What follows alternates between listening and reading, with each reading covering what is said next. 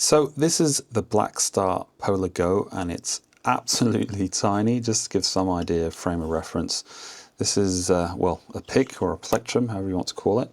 And then this is the Polar Go next to, say, the TONEX 1, which I will be using in this video. So you can see that the actual device itself, I'll just zoom out a bit here, is absolutely tiny. And it's really built for sort of, yeah, you know, using it on the go. So, full disclaimer, I actually reached out to Blackstar here to ask for a unit for review and demo, because when I saw this announced, I was like, oh, this is perfect for the sort of things I'd like to do with a unit such as this. And essentially it's to be able to record on the go, either through the built-in mics that are here, or more specifically through the TRS combo XLR jack that's on the side here. And I was recently at Guitar Summit. I'll link to a playlist of videos I did over there. And something like this would have been really useful there, because then while trying out guitars, I could actually record the audio to my phone and then sync it up to video, or even use the app to record video with that audio so I could share that properly in videos.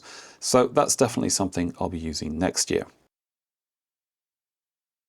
And this is the setup in question. So I'm going into the Polar Go through the TONEX 1. I've got well, a Legato wireless dongle set up, so there's no cables or extra cables hanging around. And I'm going out from the TONEX into the Polar Go itself. And I'm using well, a set of headphones to kind of hear what's coming out of there. When I filmed, I just took them off because I knew the levels were pretty much correct. And the thing here is I'm recording all the, well, the audio coming back into this through the mics that are on the Polar Go. So when I tap the unit, you'll hear also that it's kind of hitting as well. And then I've got a light kind of setup. So not a fancy setup by any means, but as you can hear, this is the sort of sound that you get if I'm just talking in front of the mics on the Polar Go.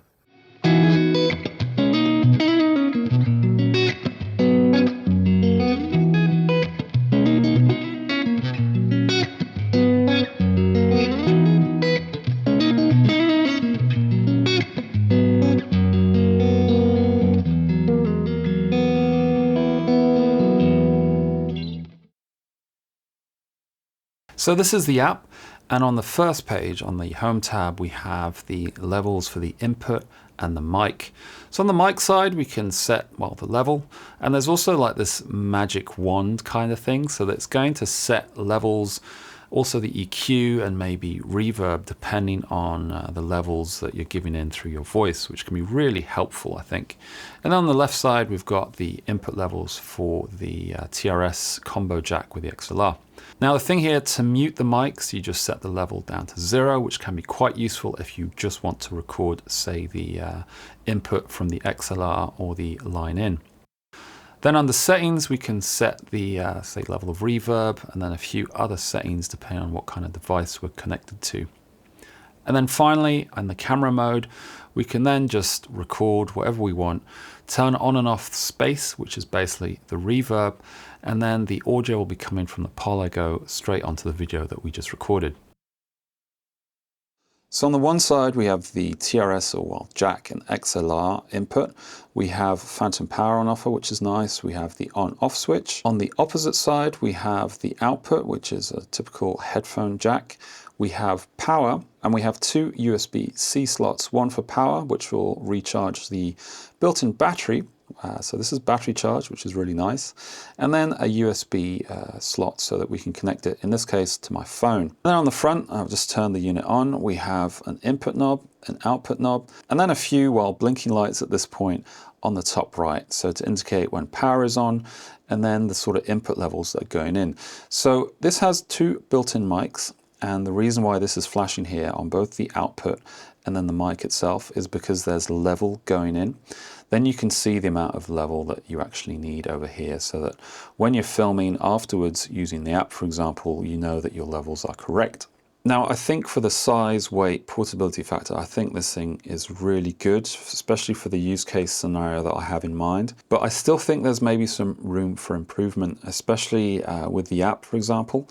So it works really well for, you know, the sort of I guess, more simple things that you might want to do, which is, well, you set up a shot, you get the camera going, and then you film along with the audio that's coming in at the same time that's been recorded via the Polar Go. Now the thing is, once you start recording using the inbuilt app, well, you can no longer kind of change either levels. So in essence, you've got to check your levels in advance and then switch to the camera app to start recording. And something that I've noted as well to Blackstar, which they're actually looking at, I think, for future versions of the app, is basically have an audio only recording. So at the moment, you've got the video or the camera to record, which will also record the audio coming from the device. And there's no audio recorder in the actual app itself, which I think would be really useful, along with, say, the levels of, say, the mic or the line in that you can adjust at the same time, so that you can quickly record audio through the app itself, so the Blackstar app.